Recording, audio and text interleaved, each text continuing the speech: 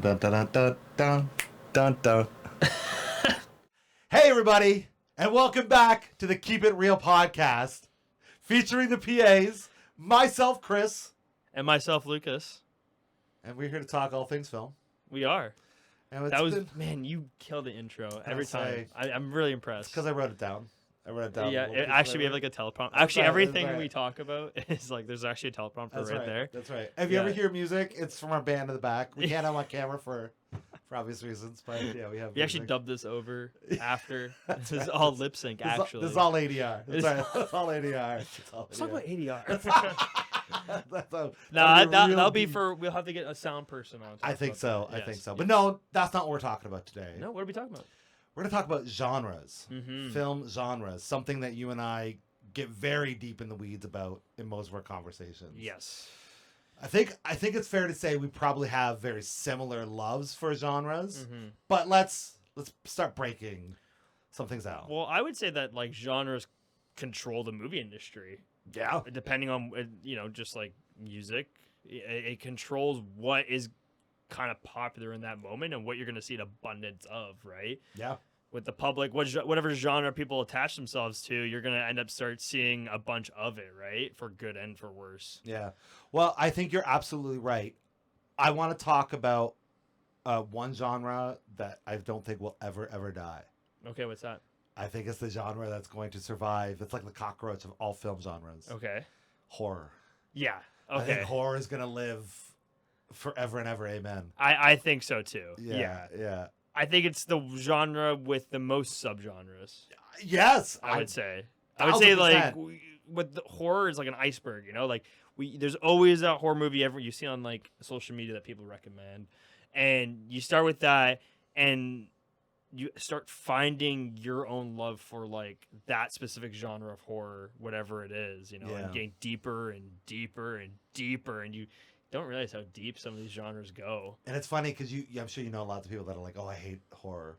I have lots of people like that, which I totally understand why you might think, oh, why I hate horror. Until you get into the subgenres, and you can find a horror niche that's for you. Yes, like I would say there's horror that isn't particularly like scary or like jump scary. It could be horror in a way that it makes you just think about yourself or think about certain situations in a different way. Yeah. Different perspectives, right? Yeah. Or there's some genres of horror that are just, like you have like the Terrifier kind of genre of just like, it's just gore, kills, and titties, like gore porn. Yeah. But, I don't think we're going to like, do you want to like kind of dissect the genre, Let's do it. Let's talk about some of the subgenres in horror. Okay. Well, what's your favorite subgenre? Oh, in horror? Yeah. Definitely got to be psychological. Like, I very much love horror movies that make me think about my own existence, about my own, who we are in the world. I always reference Jordan Peele as one of the most prolific directors in that. But, I mean, I could go back to Alfred Hitchcock. He did a lot of that. I was thinking that too. Yeah, I was going to mention that. The master of making you think. Like, I can't even think. Literally every movie he's done makes you question your own life, right? Yeah. Well, what I love about like Alfred Hitchcock particularly is like his way of like there's a story in every window. Yes. That idea, right? I love when he starts off that forgive me, I forget. Is it Vertigo that starts off with the window shot? Yeah. Where like we see like this whole apartment complex, and we see all these little things going on, and then we pick an apartment and we kind of zoom in closer to it. Yeah. I love that idea because it makes you go like it's something going on in everyone's lives. Yeah. No, I agreed. Yeah. What about Kubrick's The Shining? Kubrick is like definitely like the next step for sure. Yeah, I think. Well, one day we'll just do an entire episode dedicated to Kubrick. It's hard to like. You don't want to be that guy that's like the Kubrick dick sucker fan lover, like. But every time I watch one of his movies, I'm like, he's so good. He's so good. He's so good. We'll do another episode of directors, but I think he's probably the greatest filmmaker ever. You know what I don't think he's given enough credit for, and I think actually the same thing with Alfred Hitchcock, is their combination of genres. Right. Yeah. I agree. You know? Yeah. everyone kind of because of The Shining thinks Kubrick's like was like a horror thriller director, right? Like, but like 2001: Space Odyssey is like sci-fi, but also has a lot of horror. Yeah, You know, and a lot of grounded horror. yes, and you know, and then Clockwork Orange has a lot of horror in it too. I mean, I would say Eyes Wide Shut has a lot of horror. Yeah. Oh man, And dude. even when he did Social horror. like How to Make a Bomb, you know, and like Oh yeah. Oh yeah. The whatever. Doctor Strangelove. Doctor Strangelove, Yeah, yeah. yeah. I would say like there isn't like, you know, an abundance of it, but there's horror parts of thinking about just a nuke being dropped on you at any moment. It's a comedy because of the horrific elements in it. Yes, right? exactly. Yeah. Agreed. Yeah. And I mean, it's touching on shit that was very real back then. Yeah. Right. Like the A-bomb was not a joke, and here they are. Yeah, this guy's doing like a whole like Western kind of like Sure. on the horse, like going down the bomb. Yeah. Yeah, so I would say it's psychological horror. That's Yeah. probably my favorite subgenre. Maybe closely, like a close second might be. I love those horrors that, like sci-fi. You love horrors? I do love horrors. I do love horrors. Horrors.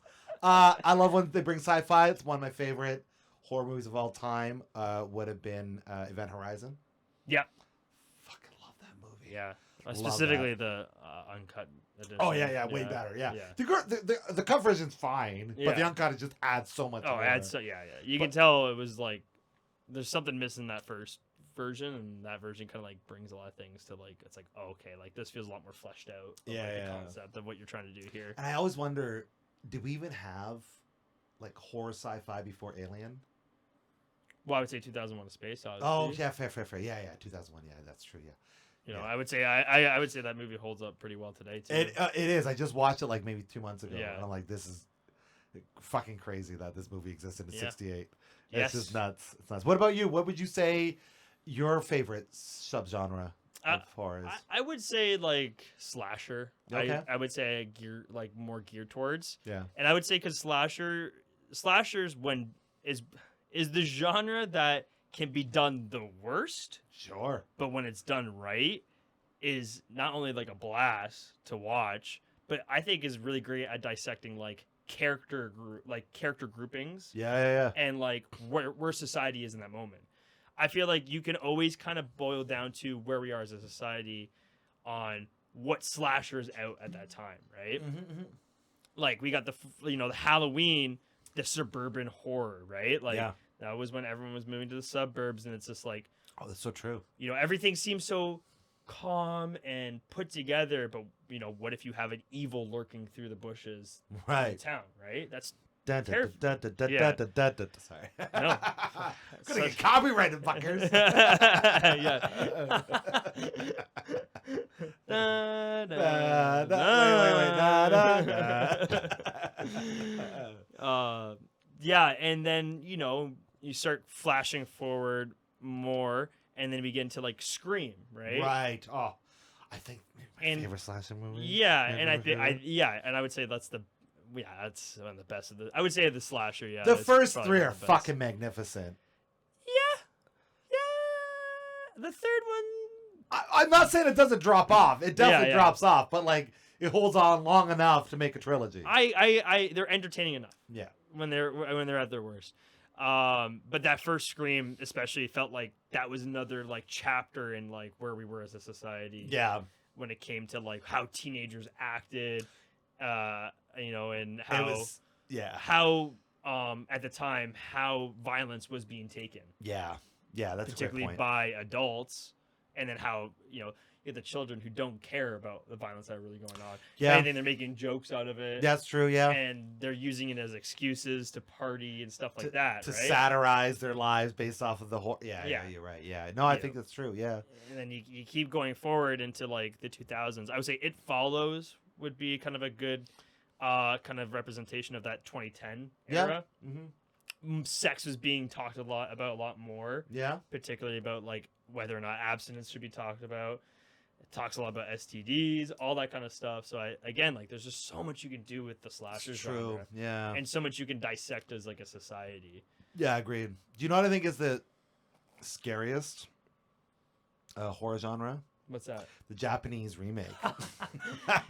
Whenever they Man. remake a Japanese fucking horror film, I shit myself. Like it's like Man, those Japanese people know how to make great yeah, you're right. I think that's why it's not my like. It's probably the most well done horror genre, but like I don't rewatch a lot. I know, no, I They're can't. not really No. They're really hard. To I've only rewatch. seen The Ring once. You know what I mean? Like Yes. I've not gone on and watched. But them they're again. so like they're so dark. They're so dark. They're so dark. And nobody wins. Nobody wins. It's Like, just it's just like just pure fucking. you feel death. depressed Yeah. after, and then you're like, you're like, you start looking around. You're like, there's gonna be some weird child creature that's crawling on my walls. Yeah. The most like demented looking like effects too. You're like, whoa. But you're right though. I think we could fucking spend an entire 3 Mhm. days talking about horror subgenres. But yeah, to me, when I talk about genre, and when I like dissecting genres, I particularly like genres that talk about what we are as a society at that moment, Yeah. and using that genre to almost dissect it and show it on, and get conversations going. Right? Yeah. Keep society Yeah. moving. What would you say your least favorite genre is? Well, film or TV? Okay, film. Well, I don't. Whenever they try to do like a reality, So TV, would you say Thing. more TV then? yeah, more TV. But film wise, Like, what do you mean by like a reality? I'm TV trying to show, think of or- something. Like, okay, yeah, actually, I'm gonna scratch that. Scratch that. Scratch that. Strike it for the record. Your Honor. When it's done poorly, I do not like sports movies. Okay. That's an Yeah. Okay. When it's done right, I love them. Yes. But I can think of Definitely one of the more predictable yes genres out yes. there. Like when I think of a really good sports movie, I think of Moneyball. I think that's a really I do like Moneyball. off the beat. It seemed I thought I was gonna hate that movie when I Me too. watched I that thought it too. was gonna be shit, but I loved it. Yeah. Also, I think Game Day was a really great. It's very predictable, but Football. yep. Kevin Yeah. Costner. Yeah. Okay. Yes. Yes. I thought that was a really smart sports movie. My favorite sports movie is probably Hoosiers. From way back in the day, it's a basketball movie. I'm not even a big basketball fan, but I fucking everything they did was amazing in it. Yeah. But then I think of like, when they go and make like The Replacements, like it's fine, but it's very forced in the way, you know what I mean? Like trying to force a comedy with the sports in it. I don't know. It just it doesn't quite land for me. Like Mhm. I think when I look at film, I like things to be as organic as possible. And when you start to Yes. try to twist, the particularly story, when you can kind of tell that the filmmakers don't like have their passion in that sport, Yeah. and you're somebody who has had the passion in that sport, so you're like kind of you're too busy picking out that wouldn't happen. Yeah. Like that's not how it works. yeah, exactly, yeah. And More then distracting. and so I would say that when sports movies aren't done right, I can't watch it. And then underneath that, when like I don't want to say rom-coms but that style, Yes. when that's not done right, I could give two fucks. So like and what sounds like we're kind of getting as like genres that can be predictable Yeah, and I would say kind that. of failing a lot. I would, yes, for that would us, be- you yes. know. It's special when like you can have a genre that can like and you can twist it, right? Yeah. But yeah, I agree with like sports. It's hard to watch sports stuff and go, "Oh, I don't know where this is going." You know, Yeah, like, yeah. you know from the second you put it on, right? Right. Like every movie that stars a child team, you know is gonna end up like the fucking like the Bad News Bears. Well, everything's Everyone. and then you have like the drama sports movies that are like way too overdramatic about every single moment. Right. Like, okay, not everything's a fucking do or die situation Yeah. for your season or whatever bullshit Yes, they go yes. with, right? It's like, okay, buddy, coach got a divorce from his wife. Oh no. Where are they gonna win the big season? Oh, they do. They find a way to overcome it. I'm like, okay, all right. Okay. But then you get Kurt Russell doing a speech in the change room, and you That's go, different. and you go, this is worth That's it. different. Now I feel hyped. By the way, Now I'm hyped up. that movie was fucking amazing. Yeah. The Miracle? Yeah. The Miracle? That That's movie is Miracle, fucking yeah. holy shit. Yeah. As far as hockey movies go, there's three that And tops. That, Canadian. yes, it is, yes. That, Goon, and fucking Hanson Brothers. Slapstick? Slapshot, sorry, yeah, Slapshot. yeah. The best. I mean, the best. there was something that we were working on the other day that we can't talk about. Can't talk about it. But a lot of mention was about Slapshot. A lot of people talked about Slapshot That's and how much it hilarious. holds up today. Yeah. Because of just the way it's done. And That's so funny because in terms outside of subject matter, I can't believe I would not cross those paths. I mean, Paul Newman though, like, yeah, is so that's true. good. Yeah, Paul's fucking, he's the best. Speaking of Paul Newman, I think it's interesting to talk about like what genres were like popular when back then. And I think an interesting one to me was the Western genre was kind of the first to make, I would say, like the industry really move in TV and film. I would agree. Westerns were, that was the way things like started money was starting to kind of pile in for like if you wanted to be that actor, you would go into a Western TV show, get a role, and then your career is pretty much set. Yep. And you maybe jump into different Western roles, but that's going to be your pathway moving forward. Yeah, you're absolutely right. I think of like the greats like obviously Eastwood, but when we talk about John Wayne. Alive still? He is still one of the greatest fucking directors of our time. I think he just retired recently. I think he might have just retired from directing. With 85, 86? God. Yeah. He's literally the fucking only guy that never says action. Yeah. You ever hear that? Yes. It's awesome, right? Yeah. I think Westerns were really the first vehicle genre to push our industry forward. Yes. And I'm not like the biggest Western guy. There's a few that I love. I think my favorite Western film of all time was Quick of the Dead. I fucking love that movie. I think Leonardo DiCaprio is one of his greatest roles he ever did. Yeah. But I liked it because it was a slice in time. Yeah. You know what I mean? Like there was no stakes either way. What's so funny is like Westerns were popular at a time where like when you're growing up and you're seeing your grandfather watch like Westerns, you think that's almost like what was actually going on in that time period. Yeah. But like not at all. Yeah, no. It was just because, and this is what a very fun thing about the genres is like when something gets so popular, these studios can be cheap about it. And if you watch those Westerns, it's like, oh yeah, like they could be filmed on the same lot, and you just need like an empty, like kind of like dirt space and a bunch of old buildings that you can change any day. Facades, exactly. Yep. Yeah. Yep. It was like I would say like the first of when studios like kind of knew how to like kind of greed themselves into cheapness. Manipulate the system. Yeah. I agree.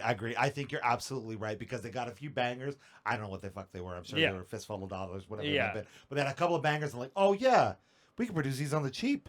All we need to do is pay for the actor. Yep. And then the rest we can do next to nothing. We just use all this stuff from previous production. And I think that's exactly what happened. There's a reason why they burned themselves out. But Westerns were a big deal for like what, 20, 30 years, I would say. And like they were shooting really good Westerns into the 90s. Yeah. Yeah.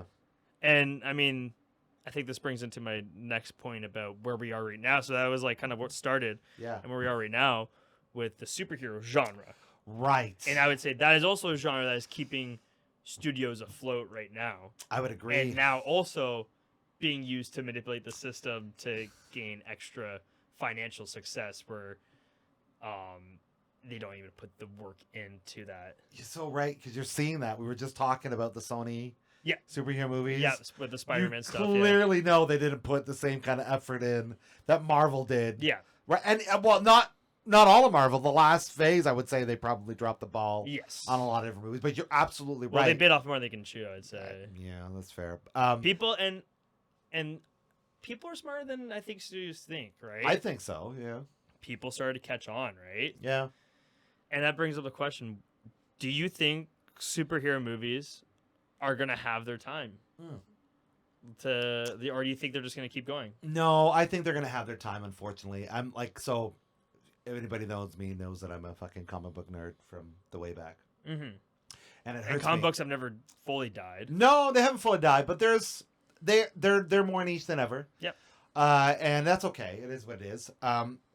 But I don't see the movie industry trying to honor these comic book properties in the way that would give them longevity, right? It does seem like, oh, we can make money if we do this piece, this piece, this piece of the formula and repeat. And so we've been doing it for 20 years now. And I don't see that changing. The problem is the audience I don't know. They're not seeming to be there. Sure, Spider-Man: Brand New Day, that exists, and I think it's doing amazing numbers. Yeah, it was one of the, I think, second fastest. Right, and obviously Batman's always going to do really well, and I would say there are certain superhero stories that will live throughout time. I think we'll always have those tent poles, if you will. Yep. And I also would leave a slice for the superhero movie that comes out that's off the beaten path, the next Blade, Yeah, or even James Gunn's Super, or whatever. Do you know what I mean? Well, I'm starting to watch the X-Men movies. Oh yeah, the OG. To kind of get like a retrospective on, because I know that X-Men's now going to be included a little bit more into Yeah, this new yeah. season. Mm-hmm. You got thoughts on that? I have thoughts on that. But I was watching in that first X-Men movie, and I mean, I can say the same thing with the Spider-Man movies, to the Tobey Maguire, Sam Raimi trilogy. Yeah. It feels so quaint watching that first X-Men movie. Like, most of it is in, like, a studio, and there's not much action scenes. No. Not as much CGI as you'd think there would be. Small cast too, pretty much. Small cast, and a lot of it is just conversations in a room. And I was pretty, like, locked in for a fair bit. I know X2 is definitely the best, one of the better ones of that original trilogy. Yeah. But I appreciate watching that first X-Men. I'm like, man, I feel like I'm just watching, like, this is about the characters. Yeah, it's very character-driven stories. It's characters, right? And I think that's where the superhero properties have kind of lost it a little bit. I would agree. Feels too flashy, and we're just trying to cram as much as we can in the next character that people are going woo for, Yeah. rather than, like, actual care for the characters that we're here to see. It's more about spectacle than it is the actual stuff. And Yeah. I think that's what makes the Tom Holland Spider-Man movies, at least the first three, I haven't seen Brand New Day yet. Yep. But work so well. It's all about developing Peter as a character. Yes, yeah. It's all about him going through the journey. I'm not saying they didn't do that with Tobey's or Andrew's. It was just a lesser of the fact, right? Again, those were Tobey was the first Spider-Man movie we ever saw. Yep. You have to go big or go home. That's just the way it is. Yep. And it worked because it made a bunch of money, and this is why we have superhero movies today. But now that we've kind of gotten through that, why I love the Holland movies is because it is the characterization. It's you're watching this character go through the shit to become the character he's supposed to be. Yeah. And I think and I would say that is where the superhero genre succeeds the most, is when they focus on that. Yeah, agreed. And that's why I'm not particularly excited about this new Doomsday movie, because, again, I feel like I feel like it's about the spectacle. Rather, yeah. When it's like, I've already seen Thor go through all these arcs. Right. Why do I care? Like, what arc is he gonna go through in this one that's gonna make me care about this character? Yeah, is Same Loki with Captain America? Like, I've now literally seen him go in the Endgame. We see him grow old. Literally. It's like if it was like, hey, his story's done. Yeah. Yeah. But now he's back again. Well, and that's the problem. Like, oh, okay, now you're getting a better fucking rant. That's the problem. Go for it. That's the problem. So we got to Endgame because they built the roadmap, because Marvel was a bit of a renegade at the time. They were going bankrupt. A lot of shit had gotten... The reason why we got a Sony Spider-Man movie and a Fox X-Men movie is because they had to sell off those properties to stop them, cinematic properties, stop themselves from going broke, which is great. And then they struck gold with Iron Man. They took a lot of really great chances, made a fucking awesome movie, and they're like, all right, maybe we can build the Avengers with this. And then they did. It wasn't perfect. It wasn't a great roadmap, but they got there. Yeah. And I think all the movies leading up to that were decent, if not great. Yeah. I would think that's fair. Well, the thing is, again, it always felt like it was about progressing the characters. Right. So by the time you get to Endgame, and while there's a lot of flaws to that movie, the best parts about that was seeing these characters fulfill, like, almost the destiny that they were, like, this... It's like we seen them go through this journey, and it brought them to that point, and that was what was so exciting about it. Yeah. Captain America lifting up the hammer might be a little bit, again, a more of like a woo, yeah, theater clap moment. I forgot. So when I went to see that Spider-Man Brand New Day, I forgot that people clap at Marvel movies. Right, they do that. Like white people when the plane lands. Yeah. And the movie ended, and like people like started clapping, and I was like, oh right. These people. Right. Like Florence Pugh shows up and they're like, "Yeah, it's Elena, yeah!" And I was like, "Oh yeah, 'Cause I forgot about this." you know how much people love Yelena. Oh wow. Yeah. Weirdly sexualized scene. You haven't seen the movie, No. but it was she's naked in a tub, and I was like, okay, this is weird. This is weirdly sexual. I can think of movies I want to see Florence Pugh naked in a tub, Well, but Spider-Man's and Granny's Day's not it. Yeah. I mean, he comes out wearing the mask, all jacked up, and I'm like, this is starting to feel like a fetish movie. Like, it was like a weird scene. And if that's anyways, if that's I'm what they're getting off turning the it- point. Yeah. That's not genres. So porn. No. Well, I like the Pizza Man. Yeah. But, No, I mean, you could say a lot of slasher movies are kind of just softcore. No, some of them are hard. Well, like some of them, I mean, like a full porn. You want to go back in the day? I think there was some. Like, yeah, we're gonna call it horror, but we're gonna have full penetration. Wait, what? What? Well, Like, that's what? Friday. I'm a big Friday the 13th fan. Friday the 13th Part 5 had like an actual porn director direct it. That's wild. And what's so funny about that movie is that that movie was made. It actually has some good moments in it, but there is like a pretty like gratuitous sex scene that like feels pornographic. And the studio saw that movie and like the rating system was so mad at them. Oh, really? Yeah. They're like, ESRB, so whatever and that's why all the after that movie, all the Friday the 13th movies were toned down. Really? Because of how much shit they were getting from the rating system. That fucking sucks. That explains a lot, actually. Yeah, that's why New Blood's like really like cut down and everything like that. So yeah. But anyways, what were we talking about? Genres. No, we were talking about we were talking about how a lot of horrors from back in the day were softcore. Yeah, a lot of horrors that you dealt with. Yeah. Well, I mean, it was. Not just me. I've dealt with a lot of horrors. Okay, yeah. But like, there was a big. I mean, genre-wise, sex was a big part. Yep. Of a lot of like comedies.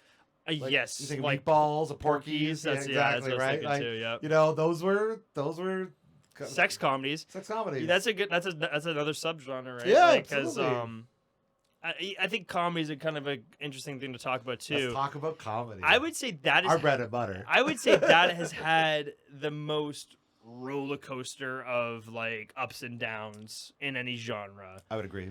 Like when comedy is in and it's like people are loving it, there's like abundance of it, right? Yeah. But then when people stop caring about comedies, you don't see any of them in the theaters. Like, yeah. Especially right now, we're seeing that. We don't see any. I shouldn't say any. We rarely ever see comedies in theaters anymore. And yeah, you're right. There was an entire genre of just comedies. You knew when you went to a theater. There's a point in time. I don't know when it dried up. Maybe you know. I don't know. But you would go through and you would see. Oh yeah, you got your horror. You got your action. You got your this. And you got your comedy. Yeah. Now it's maybe you got comedy in an action movie or comedy in a horror, but there's like no direct comedy movies anymore. It doesn't seem like anyway. Yeah, at least that are in theaters. Like, I would say like that's more now.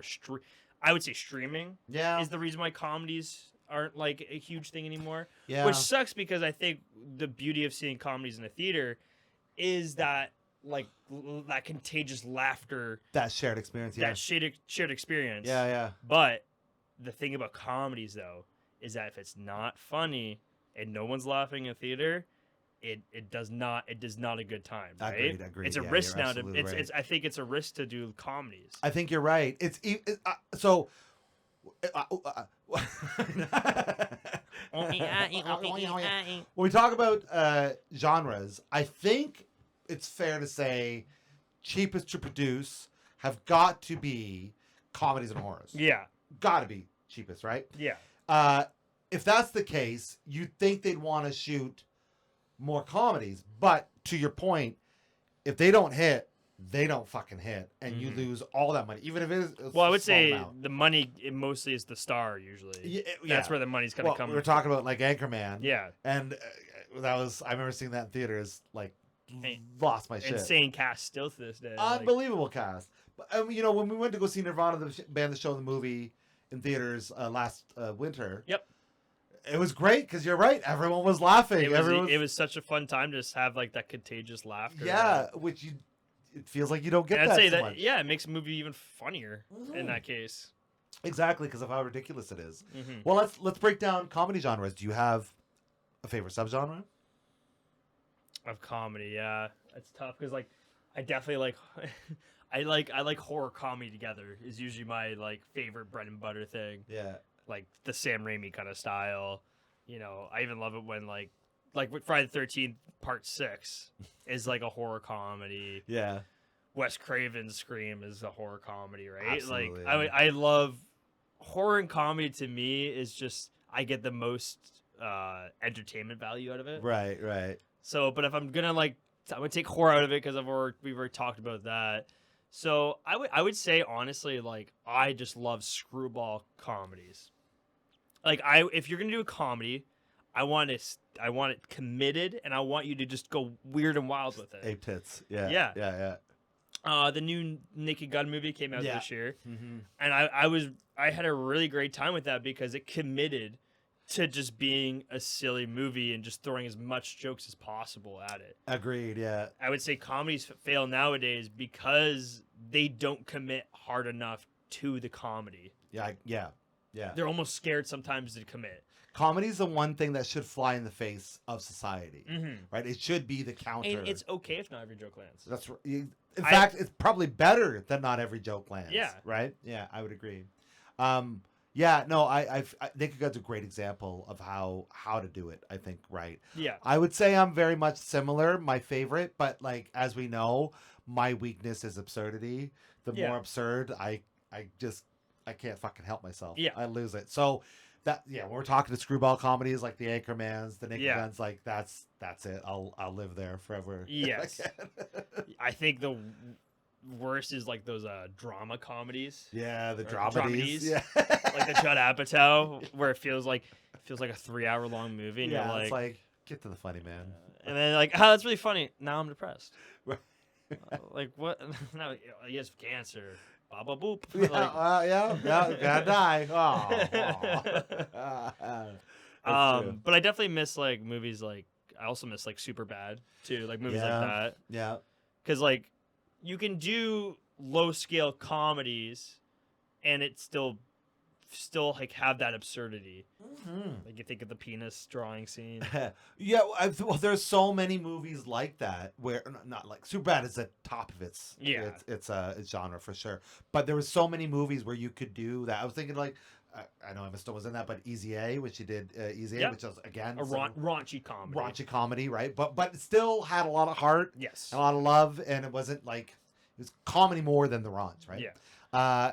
And oh, it says something? Well, I was gonna say, like, I think the issue with back then too is raunchy comedies kind of took it too far in the raunchy. Back in the day. Yeah, for every Like Euro Revenge trip, Revenge of the got a Nerds. Revenge of the Nerds, And you're yeah. like, he just essayed that girl. He literally did.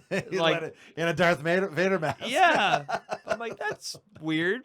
And she liked it? What? That's fucked Yeah, up. that was a lot. That's yeah, crazy. They were really This giving is you too guys much. false hope back in They the sure day. the fuck were. Eh? They sure were. There's a lot of movies like that Yeah. back in the day, you know. But yeah. Produced by like people like Harvey Weinstein. Yeah. He was in a few of You those. should add a sex scene. Right.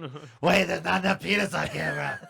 Why is there more penis? Like, wait, what? There's not supposed to be any penis on camera.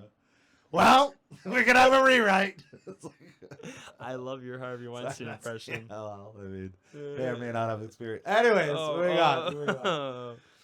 But yeah, there was a lot of that stuff going on back in the day, which is I don't like. It's a product of its time, but Yes. it got us to where we are comedy wise. And if I would say anything, I'd like to maybe not as raunchy as those films. Yep. But I would love to see those types of films make a big comeback. Yeah, well, like you mentioned, Easy A is a great example of like how to do a proper like raunchy comedy without it feeling like it's like, what's the word I'm looking for? Just picking targets sometimes. Right. you know? Yeah. Like it's not picking any targets. It's like everyone's a goofy character, Yeah. and the wrongs that she makes, she has consequences for, like all that kind of stuff. I think that's of any genre you do have to have those storytelling elements where Mhm. you can't just have a character not go through their journey. Yeah, yeah. Right. I mean, Jason works. Excuse me for that. Yeah, that's comedy.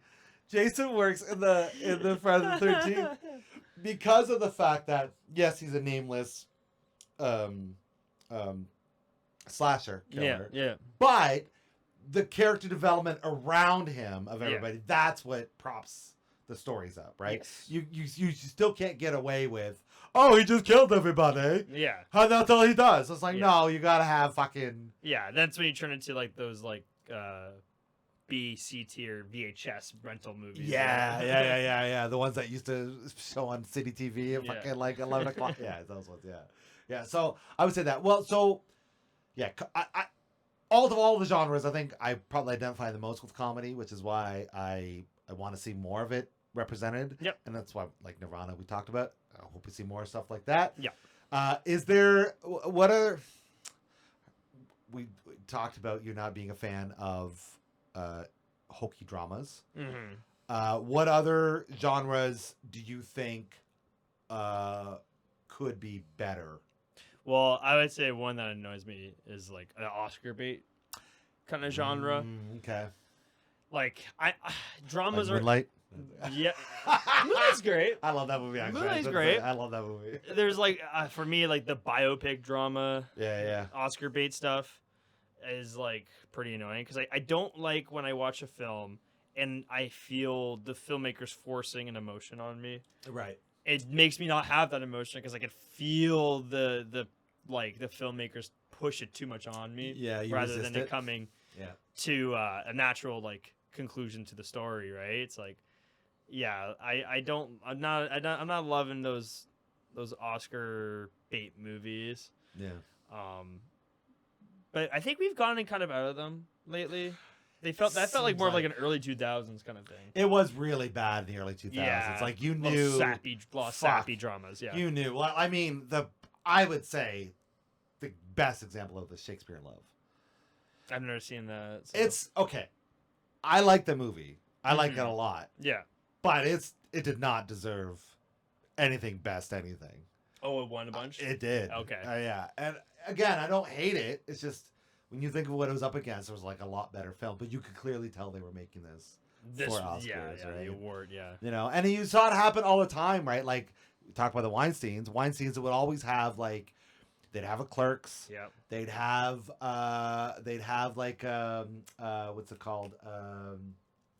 Boondock Saints. Yep. But then they'd have the pianist. Yeah. Or they'd have like The Crying Game. Yeah. Or they'd have like, and you're like, well, you know, they didn't make this for the money because No. nobody's going to see this in theaters. Yeah. This is the one this is going to be our movie that wins the awards that makes us seem like a serious company. Right, exactly. Serious production company. But really, what we want to do is just keep giving money to these shitty comedies and fucking horrors because they make a lot more money than everything else does. All the right? horrors coming in. Yeah, exactly. Yeah. So but I mean, company's got to do what company's got to do, I guess. Yeah. You know? Well, that's the thing is the victimizing of genres that production companies use, I think, is what kills the movie industry sometimes. Like the oversaturation of blank and it being done in a lazy way. And I mean, like, I would say horror did dip down for a while too. Oh yeah. You know, I because say it the was seen as a very mid 2010s. I would say we started to see a it major was dip. seen as a lazy cheap storytelling that people Yep. caught on. Where like people were like, this is lazy, and you're just doing the same thing every time, right? Those paranormal movies did not do the genre any favors. Yeah, the Let's found be footage. real. Yeah, come on. Like, jeez. I'm not a huge fan of found footage. Is like one of those. That's another one where it's like you have to do it really right in my eyes. There's only That's and again that's why I like slashers because even when it's not it's 100%, it still can be a fun time. Yeah. Found footage when it's not like done 100%, it's a rough watch. It's really bad. There's only twice I think they've done it right. Blair Witch, obviously. and I don't like really any of the Paranormal Activity movies. No, God, no, I hate all those So movies. what would you say? Cloverfield. Oh, you're so right. Yeah. I would say that's the only time that that on my example. Like, there's, don't get me wrong, there's other minor examples that I think, oh wow, that's really cool they did that. But when you talk full feature scale, especially when you look at the Blair Witch and you look at all the behind the scenes stuff, like I got mad respect that they were able to pull that off. Yeah. Right. I know you could talk about the inflated budget. I'm sure that they probably got more. But Well, yeah, with J.J. Abrams, you know. Yeah. But the thing is, they executed well. They did a great job by keeping everybody in the dark, you know. And then I think, great film. It deserves a success. And then, Cloverfield, the way they did it, I thought it was just fantastic. Yeah. So I don't think they do those all too well very often. No. So, and in fact, yeah, those were. I forgot how abundant those were for a bit. they were everywhere. Yeah. They were everywhere. And I get it. You only have to shoot with a handicam, right? You don't have to use any. You don't have to use an RE. You don't have to use. You know what I mean? Like you just. Oh, Rex pretty good too. The Spanish one. Oh yeah. I remember that. Yeah. So I'm not. You got to fucking do a really kick-ass found footage film for me to be like, oh, that was ace. And speaking of genre blending, you have Chronicle. It was like a found footage superhero thriller. You know what? I like that. Yeah. That was really fun. Yeah. And that's what I. And that's was what that an indie thing? Was that like? I had a pretty good budget, I think. Yeah. I think Michael B. Jordan's in. Yeah, Michael B. Jordan's in it. That's right.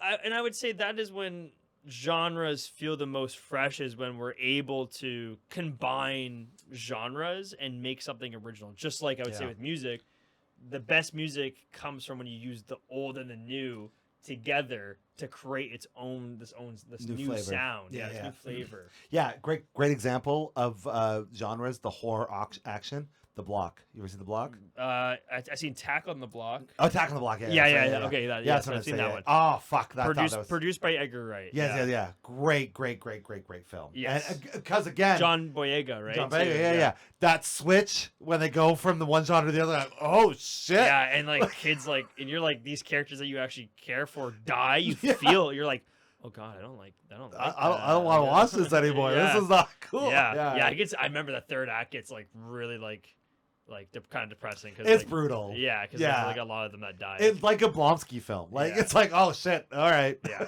everyone's dying now. No, I love genre crossovers, and I feel like as the movie industry right now, we're not doing a lot of genre crossovers. No, it's a lot of like, this is the genre you're gonna see, and that's all you're gonna do with it, right? Yeah. I would say the superhero genre would have more fun if we were able to, and that's why I'm excited to see like Clayface. Yeah, Clayface looks cool. It's like, and that's what and Lanterns. Like, I know James Gunn, the way he's doing the DCU, maybe not be perfect, but what I'm happy is that he's producing these kind of fresh, original takes on superhero movies. I agree. And properties, you know, I agree.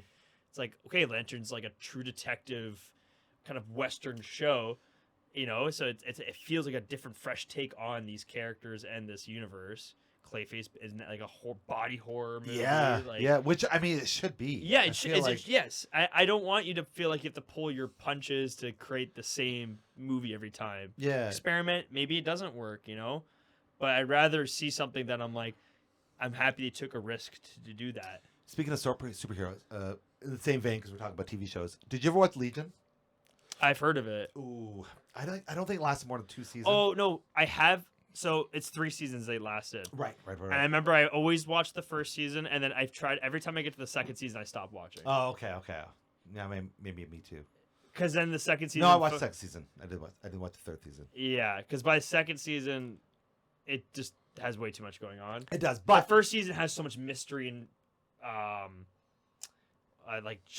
you want to see where it goes. You're like, where's this going? Well, pulling from the whole reality bending bits and things like that, Yeah. they did a really good job of representing that characterization of him.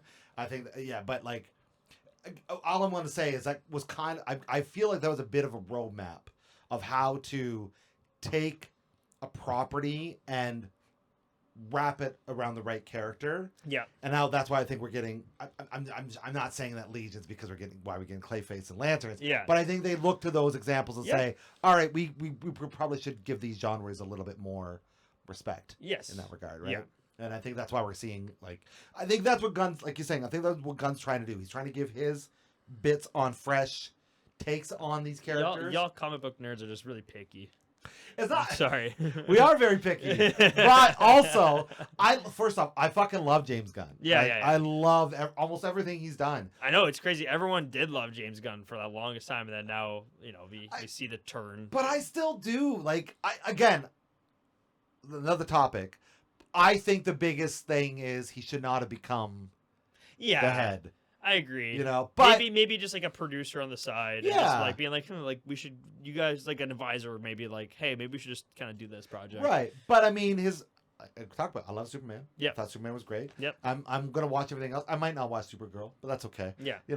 That's just because I'm not a big Supergirl fan. That's all it is. That's what's sad about the Supergirl movie is that it falls into the traps of being that superhero genre movie, and you're like, man, I wanted to see a fresh movie with like a female superhero. Yeah. And instead, we just gave her the same thing as we give everyone else again. The shitty part is we have so many great examples of female-led superhero movies. Yeah. Oh, yeah. And you can't fucking pull on any of that to make this. Yeah. It's just crazy to me, Yeah.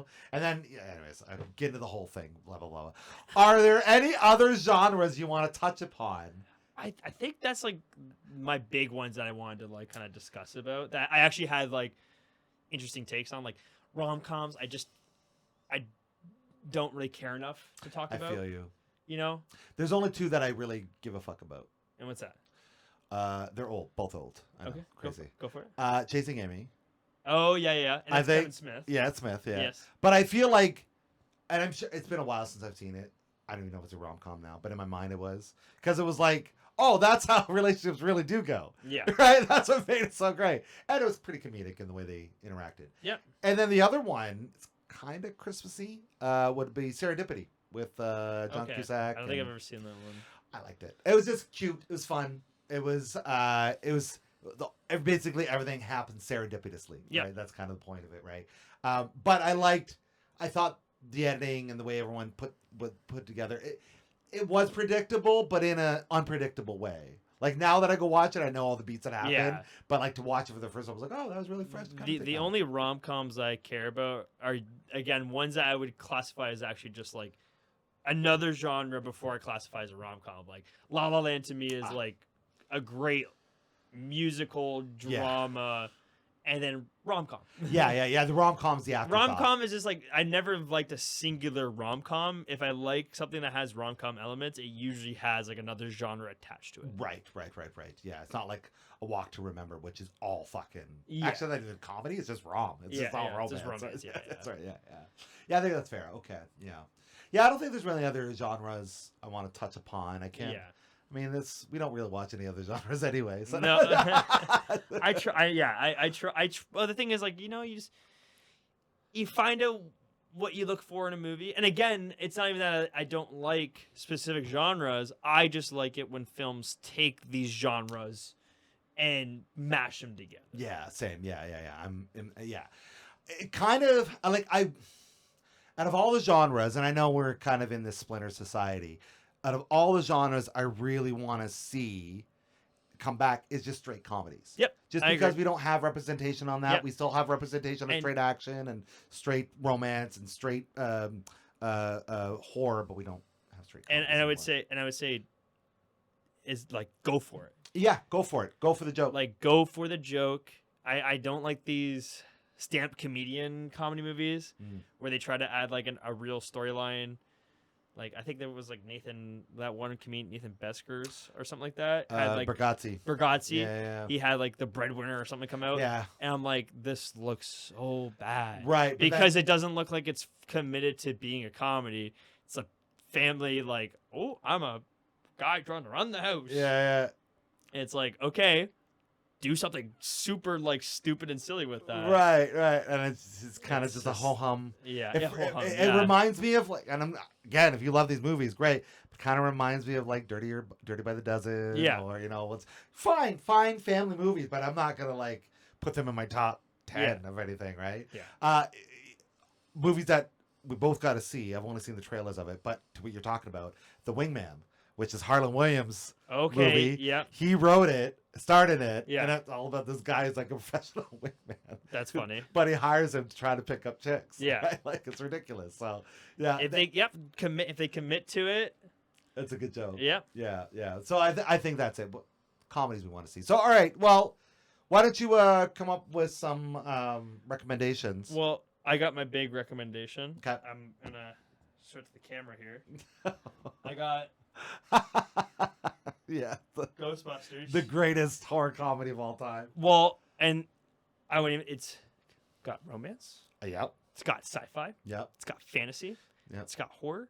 It's got comedy. It's got action. It's even got a keymaster. It's got a keymaster. It's got a gatekeeper. Gatekeeper. It has, and it's one of my favorite movies of all time, specifically because of the way it combines every genre Yeah. and does it in such a, and still to this day I think is like such a fresh movie to watch.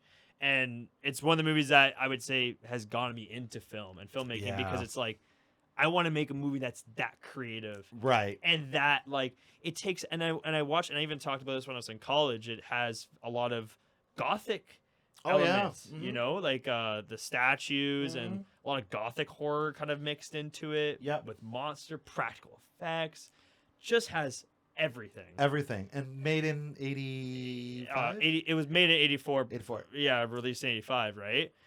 And even just the fact of taking like all these different comedians too, right? Yeah.